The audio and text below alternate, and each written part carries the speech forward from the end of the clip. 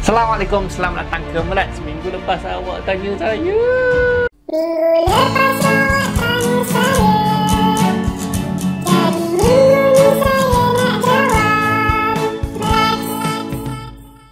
Assalamualaikum Ajarian. Jadi nak maklumkan bahawa channel Ajar sekarang ni membuka membership. Jadi sebenarnya nak buat channel pelajaran di YouTube ni dia tak senang. Apatah lagi Ajar punya aspirasi adalah nak membuka perbincangan ilmu seluas-luasnya kepada semua orang secara percuma. Sebab kalau ilmu ni terlampau mahal, susah nak dapat, maka masyarakat kita akan cari benda-benda yang senang nak dapat selain daripada ilmu, dan malangnya itulah nampaknya yang berlaku. Tapi baru-baru ni YouTube bagi satu jalan keluar lah kepada content creator untuk tetap dapatkan bantuan sokongan kewangan untuk terus hasilkan konten, iaitu dengan cara membership. Iaitu anda Ajarian sekalian yang menyokong channel Ajar boleh tonton secara percuma tanpa masalah macam dulu. Tapi kalau anda nak membantu, anda boleh menjadi member. Lebih kurang macam yuran keahlian lah. Kita buka murah aja harga makan breakfast dekat mamak bagi-bagi RM5. Dan dengan menjadi member ada beberapa kelebihan lain lah selain daripada menyokong channel Ajar.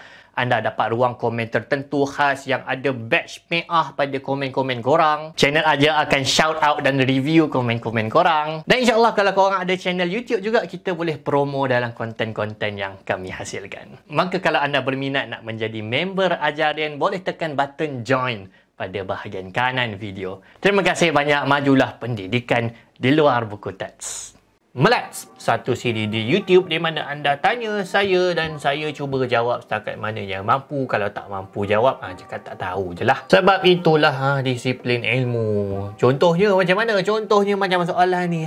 Ni terfikir masa mandi tadi. Macam mana rupa mimpi untuk orang buta? Jadi saya memang tak tahulah macam mana mimpi orang buta ni. Sebab memang ada jumpalah beberapa orang buta, tapi biasanya diorang bukan buta daripada lahir. Diorang buta waktu kecil. Jadi maksudnya pernah ada pengalaman melihat dunia lah. Cuma kalau yang buta dari lahir ni tak tahu. Ada siapa-siapa yang ada saudara mara ke yang mungkin buta, mungkin boleh bagi tahulah macam mana diorang merasai mimpi tu. Bezanya dengan kita. Dan sebenarnya masalah ni bukan hanya untuk orang yang buta saja sebenarnya. Kita sebenarnya tak tahu macam mana orang lain mimpi. Sebab kita tak tahu apa sensasi, apa perasaan diorang. Sama ke dengan kita sebenarnya? Contohnya, ni buat orang pening lah, lagi kena ban lagi. Macam warna biru.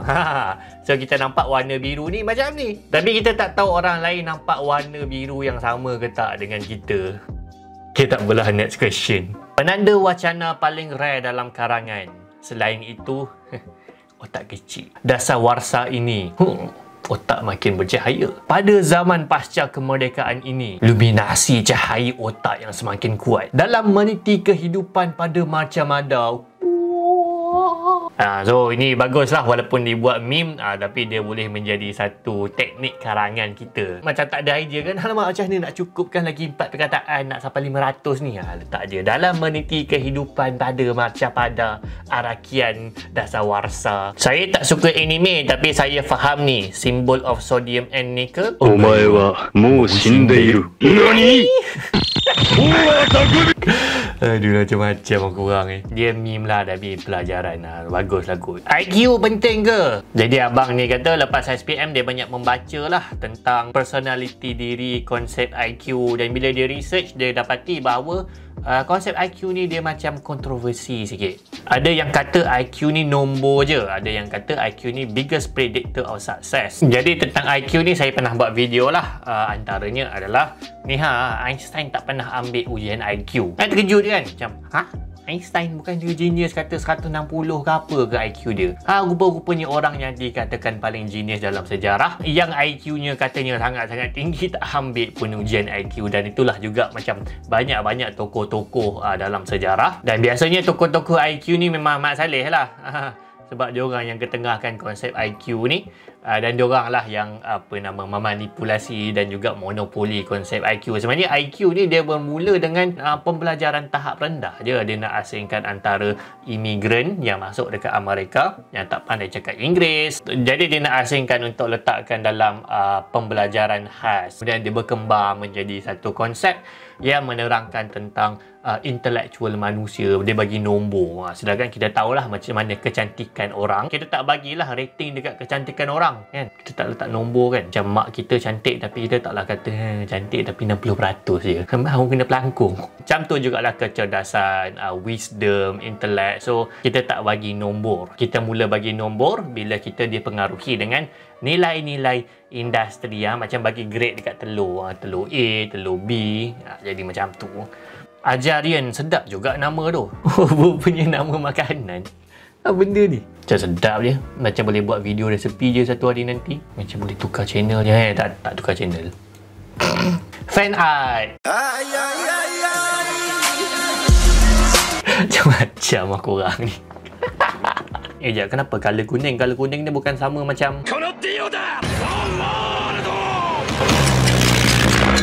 saya paling tak boleh belah PR dekat belakang. Aduh.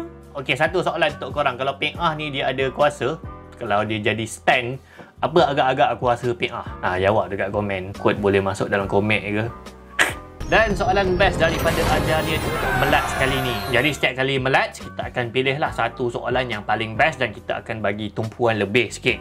Dan soalan ni adalah, berapa besar dunia ini dalam saiz data? Adakah menghampiri gigabyte, terabyte ataupun petabyte? Selalu kalau kita memuat turun permainan video, kita akan dapat lihat macam besarnya game ni sampai 80 GB. Apa yang besar sangat dapat 80 GB? Jadi dalam file itu memuatkan aset-aset penting dalam permainan video macam objek, bunyi, gambar dan persekitaran serta model-model tertentu. Sekarang bayangkan bumi ni betapa besar dalam saiz data. Adanya pokok, sungai, ketamadunan makhluk, bunyi hukum alam, termasuk pengatur caraan programming mereka, tekstur setiap entiti serta tetapan pencahayaan. Agaknya sampai petabyte ataupun zettabyte tak jika dikira semuanya. Jadi soalan ni memang menarik lah. Dalam dunia gaming sekarang ni orang buat procedural generation, maksudnya menghasilkan bumi dalam skala yang sebenar dalam Minecraft. Kita tengok dunia-dunia game yang nampak macam realistik dan semua ni dikira dalam byte lah, byte digital. Cuma masalahnya itulah, maksudnya dunia kita yang sebenar ni dia bukan dunia digital. Jadi sebenarnya dia tak boleh dikira lah dalam gigabyte ke terabyte ke petabyte ke.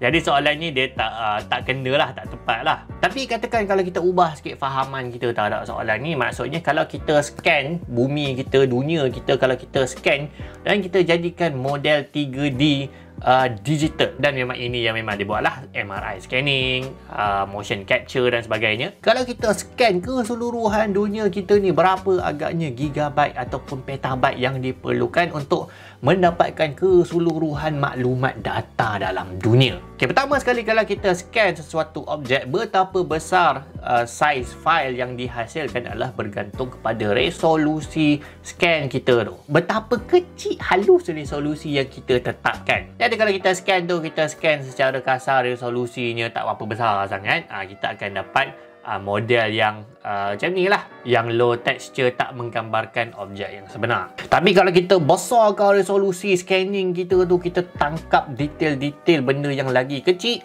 dia akan jadi semakin detail, semakin tepat dengan objek yang sebenar. Tapi saiznya akan menjadi sangat besar. Tapi mesti ke kita dapatkan resolusi yang kecil, yang tepat sangat ni? Yang ni pun dah nampak macam kereta sebenar dah. Jadi kalau kita nak terjemahkan dunia sebenar kita dalam bentuk digital, resolusi yang sangat kecil, yang sangat halus, yang tinggi sangat, dia punya memory dia adalah diperlukan untuk, contohnya macam kita punya otak. Sebab otak kita ni terdiri daripada neuron. Jadi kalau neuron-neuron ni tak berjaya diterjemahkan secara digital, dia tak jadi otak lah. Dia jadi model daging je. Dan otak kita ni kompleks je. Ya Allah, sangat-sangat kompleks. Jadi inilah kuasa komputer yang diperlukan untuk memodelkan otak kita dengan detail. Kalau kita nak tangkap keadaan kompleks protein, kita perlukan 10 kuasa 8 terabyte. Terabyte ni sini dah 10 kuasa 12. 10 diikuti dengan 12 kosong.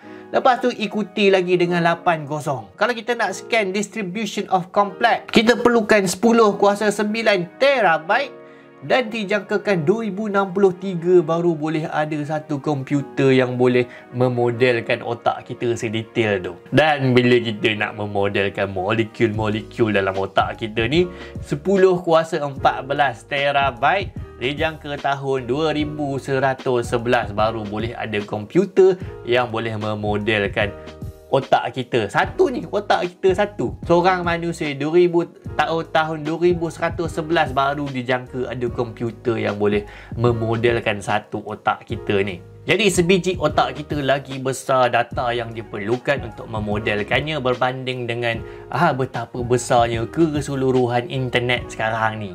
Internet. Ya orang duk upload berjam-jam video kucing setiap saat tu. Cumalah dalam 18 juta petabyte. 18 juta diikuti dengan 15 lagi nombor kosong.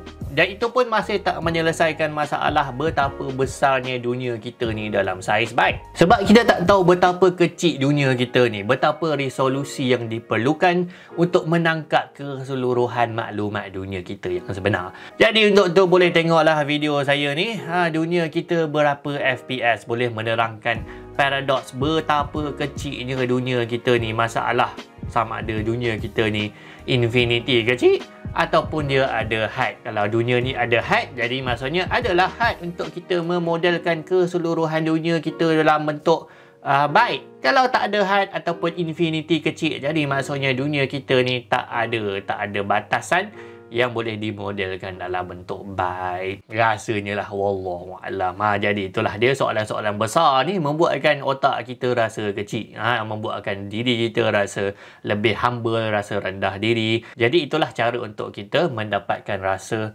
humble kita, betapa kecilnya manusia ni dibandingkan dengan ilmu pencipta yang sangat-sangat luas, tak terbatas.